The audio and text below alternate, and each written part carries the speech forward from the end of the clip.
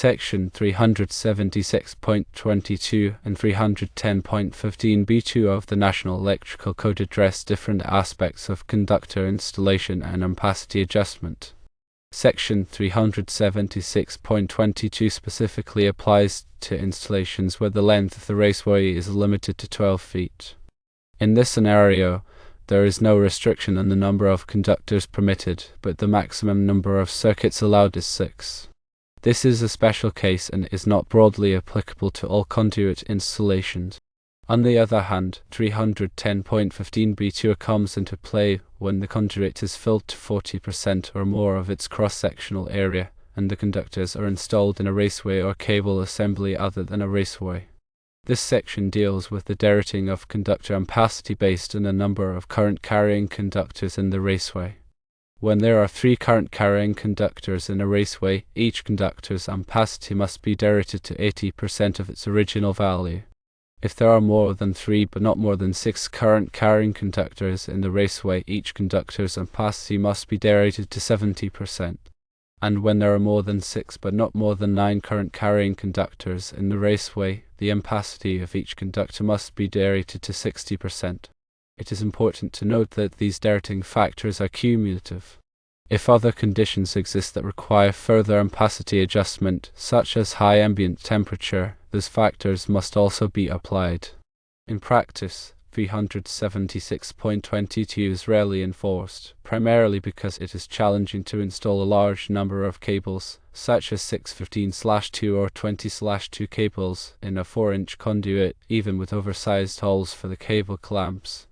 The physical constraints often make it difficult to achieve such an installation.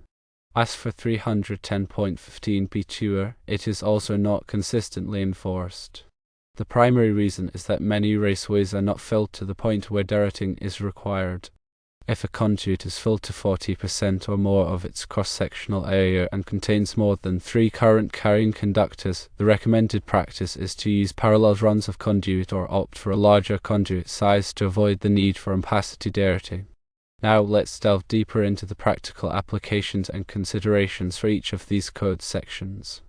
Firstly, Section 376.22 is intended for specific scenarios, such as short conduit runs between enclosures or equipment, where the number of conductors is high but the raceway length is minimal.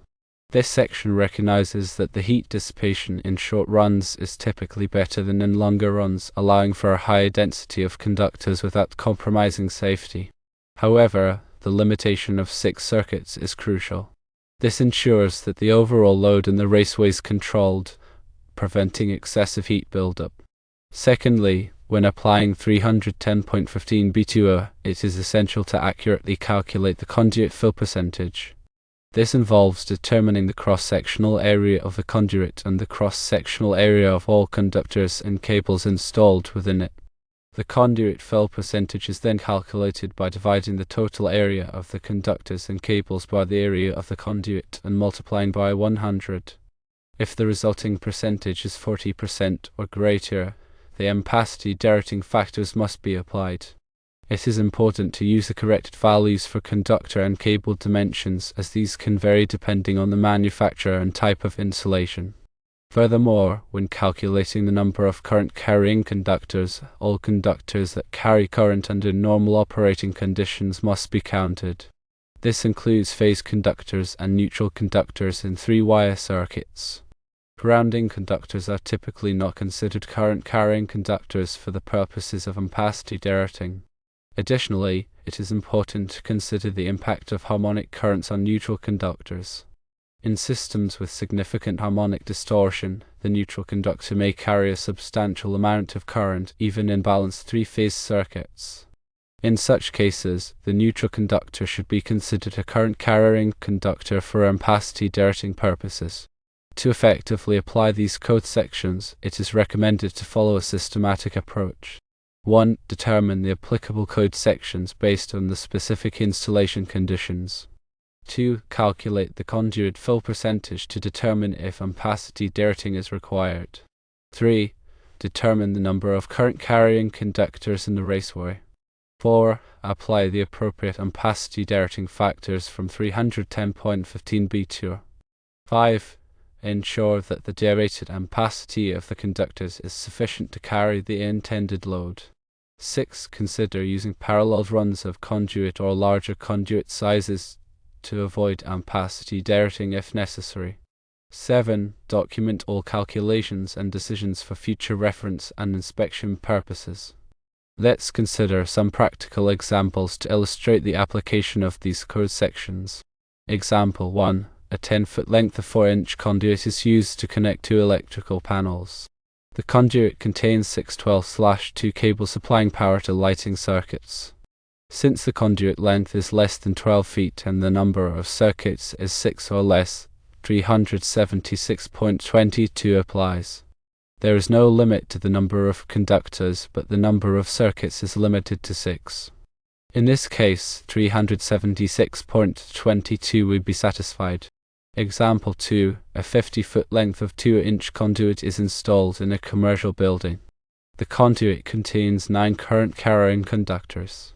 The conduit fill percentage is calculated to be 50%. Since the conduit fill percentage exceeds 40% and there are more than 3 current-carrying conductors, 310.15 B2 applies. The ampacity of each conductor must be derated to 60% of its original value. If the conductors are originally rated for 20 amps, their derated ampacity would be 20 amps multiplied by 0.60, which equals 12 amps. The conductors must be sized accordingly to ensure that they can safely carry the intended load at the derated ampacity. Example 3. A 100-foot length of 3-inch conduit is installed in an industrial facility. The conduit contains 12 current-carrying conductors. The conduit fill percentage is calculated to be 60%. Since the conduit fill percentage exceeds 40% and there are more than 3 current-carrying conductors, 310.15 B2 applies. However, since there are more than 9 current-carrying conductors, the code requires further ampacity adjustment. In this case, it may be necessary to use parallel runs of conduit or a larger conduit size to reduce the number of conductors in each raceway and minimize the ampacity derating. It is also important to consider the impact of ambient temperature on conductor ampacity. Conductors are typically rated for a specific ambient temperature, such as 30 degrees Celsius or 86 degrees Fahrenheit. If the ambient temperature exceeds this rating, the conductor ampacity must be further derated according to the correction factors provided in the NEC tables.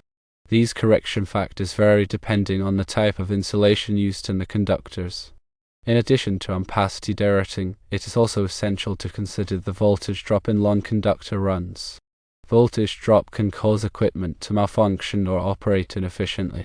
The NEC recommends limiting the voltage drop in branch circuits to 3% and the voltage drop in feeders to 5%. To minimize voltage drop, conductors should be sized appropriately for the length of the run and the amount of current they will be carrying. Larger conductors have lower resistance and therefore result in less voltage drop. When selecting conductors for an electrical installation, it is crucial to consider all of these factors, including ampacity derating, ambient temperature correction, and voltage drop. The goal is to ensure that the conductors are sized appropriately to safely and reliably carry the intended load under all operating conditions. Furthermore, it is important to stay up to date with the latest revisions to the NEC. The NEC is updated every 3 years, and new requirements or clarifications may be added that could impact the design and installation of electrical systems. By understanding the requirements of 376.22 and 310.15 B2 and following best practices for conductor selection and installation, electrical professionals can ensure the safety and reliability of electrical systems. In summary, remember that 376.22 is a special case for short raceway runs and focuses on limiting the number of circuits, while 310.15 B2 addresses ampacity derating based on conduit fill and the number of current carrying conductors. Proper application of these codes, along with consideration of ambient temperature and voltage drop, is essential for safe and efficient electrical installations. Finally, always consult the latest edition of the NEC and seek guidance from qualified electrical inspectors or engineers when necessary. Staying informed and adhering to best practices will help ensure that electrical systems are installed and maintained in accordance with the highest safety standards. It is also worth noting that some jurisdictions may have additional requirements or interpretations of the NEC. It is important to check with the local electrical inspector or authority having jurisdiction to ensure compliance with all applicable regulations. The AHA has the final say in interpreting and enforcing the electrical code. In addition to the technical aspects of these code sections, it is also important to consider the practical implications. For example, when running multiple cables in a conduit, it is important to use cable lubricants to reduce friction and make the pulling process easier. It is also important to avoid overfilling the conduit, as this can damage the cables and make it difficult to pull them through. Furthermore, it is important to properly support the conduit and secure the cables to prevent them from moving or vibrating. This will help to ensure the long-term reliability of the electrical installation. When terminating conductors and electrical equipment, it is important to use the correct connectors and torque the connections to the manufacturer's specifications. These connections can cause overheating and potentially lead to electrical fires. It is also important to properly ground all electrical equipment to provide a safe path for fault current. Grounding helps to protect people from electric shock and minimize the risk of electrical damage.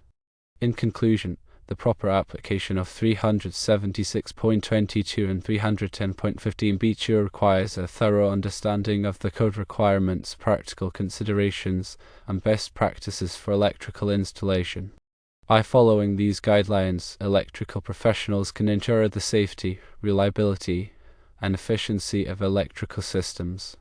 Remember to always consult the latest edition of the NEC, check with the local AHJ, and seek guidance from qualified electrical inspectors or engineers when necessary. By staying informed and adhering to best practices, electrical professionals can contribute to a safer and more sustainable electrical environment.